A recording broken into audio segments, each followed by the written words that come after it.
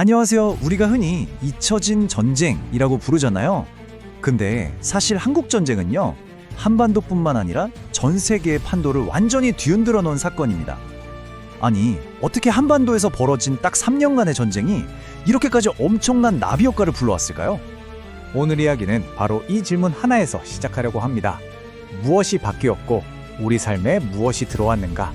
앞으로 우리가 함께 살펴볼 모든 내용이 결국 이 질문에 대한 답을 찾아가는 여정이라고 보시면 됩니다. 네, 이 질문이 바로 한국 전쟁에 남긴 그 복잡하고 거대한 흔적들을 풀어내는 뭐랄까 하나의 열쇠 같은 거예요.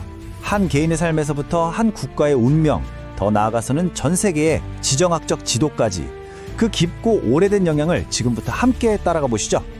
자, 그럼 먼저 가장 극적이고 또 직접적인 변화가 일어난 곳, 바로 한반도로 가보겠습니다. 전쟁이라는 불길 속에서 대한민국이라는 나라가 말 그대로 어떻게 다시 태어났는지 그 이야기부터 시작해 볼게요. 와, 그 변화의 폭 정말 엄청나죠. 전쟁 전까지만 해도 대한민국은 막 태어난 앳된 농업국가였어요. 그런데 불과 3년 만에 모든 게 바뀌어서 아주 철저하게 군사화된 산업국가로 가는 길에 들어서게 된 거죠. 우리는 누구인가 정체성을 찾던 나라는 반공이라는 아주 강력한 깃발 아래 똘똘 뭉치게 됐고요.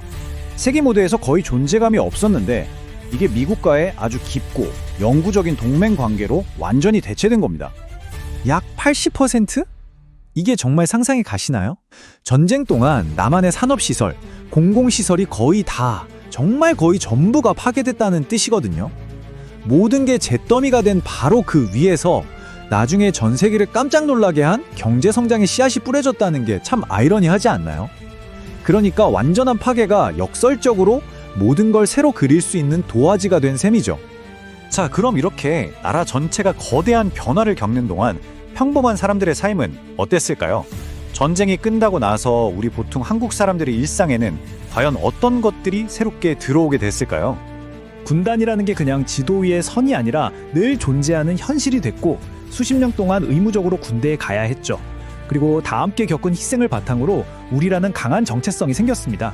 미국과는 경제적으로나 군사적으로 아주 깊이 엮이게 됐고요. 그리고 수백만 가족들이 영원히 헤어지는 아픔을 겪어야만 했습니다.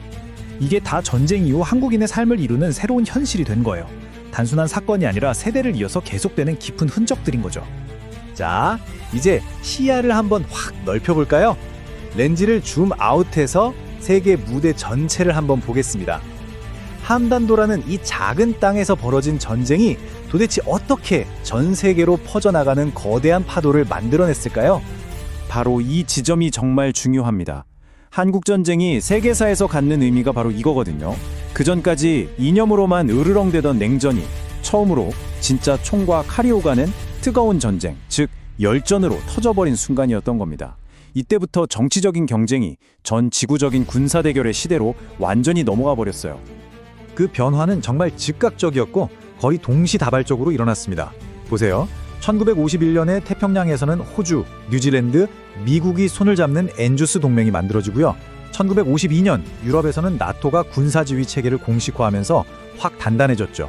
그리고 1954년에는 동남아시아에서 공산주의가 퍼지는 걸 막겠다며 SETO라는 기구가 또 만들어집니다. 한반도에서 타오른 불씨 하나가 전 세계 안보 지도를 완전히 새로 그리게 만든 거예요. 자, 그렇다면 이 모든 변화들이 하나로 모여서 만들어낸 새로운 현실, 그러니까 한국 전쟁이 이 세상에 남긴 가장 결정적이고 영구적인 게임의 룰은 과연 무엇이었을까요? 그 해답은 바로 봉쇄 정책이 완전히 달라졌다는 데 있습니다. 원래 미국의 이 봉쇄 정책이라는 건 뭐랄까 경제적으로 도와주고 정치적으로 지원해서 공산주의 괜찮지 않네? 하고 느끼게 만드는 좀 부드러운 방식에 가까웠어요. 그런데 한국 전쟁을 딱 겪고 나서는 이게 완전히 바뀝니다. 전 세계에 군사기지를 짓고 동맹을 맺어서 그냥 군사력으로 직접 막아버리는 훨씬 공격적이고 군사적인 방식으로 말이죠. 이런 전 세계적인 군사화는요, 그냥 말이 그런 게 아니라 실제 숫자를 보면 확 와닿습니다. 자, 보세요.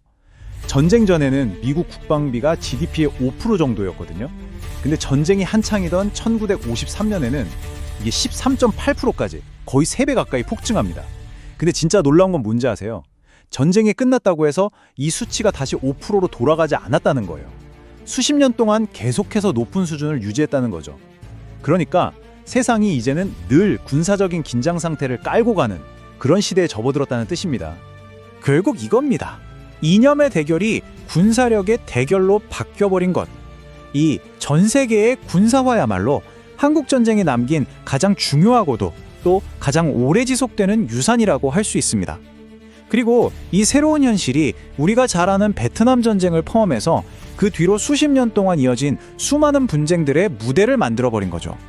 아시다시피 한국 전쟁은 종전이 아니라 휴전, 즉 정전 상태죠. 공식적으로 끝나지 않았습니다. 70년도 더 되니 낡아 보이는 분쟁이 오늘날 우리가 살고 있는 이 세상을 여전히 어떻게 움직이고 있을까요? 한번 생각해 볼 만한 질문을 마지막으로 던져봅니다. 왜냐하면 그 잊혀진 전쟁의 메아리는 우리가 생각하는 것보다 훨씬 더 가까이에서 바로 지금도 우리 곁에 울리고 있으니까요. 시청해주셔서 감사합니다. 채널을 구독하고 영상에 좋아요를 눌러주시면 저희를 응원해 드릴게요.